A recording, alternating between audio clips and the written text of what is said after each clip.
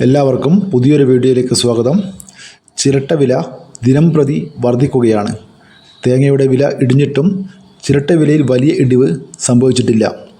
കേരളത്തിൽ നിലവിൽ 1 കിലോഗ്രാമിന് 32 മുതൽ 35 രൂപ വരെ മൊത്ത വ്യാപാര വില ലഭിക്കുന്നുണ്ട്. ഉയർന്ന ഡിമാൻഡ് കാരണം തമിഴ്നാട്, കർണാടക എന്നിവിടങ്ങളിൽ നിന്നുള്ള വ്യാപാരികൾ വീടുകളിൽ നിന്നും കടകളിൽ നിന്നും നേരിട്ട് ചിരട്ട ശേഖരിക്കുന്നുണ്ട്. ചിരട്ട ഉപയോഗിച്ച് നിർമ്മിക്കുന്ന ചിരട്ടക്കരിക്ക് അന്താരാഷ്ട്ര വിപണിയിൽ വലിയ ഡിമാൻഡാണ് ഉള്ളത്.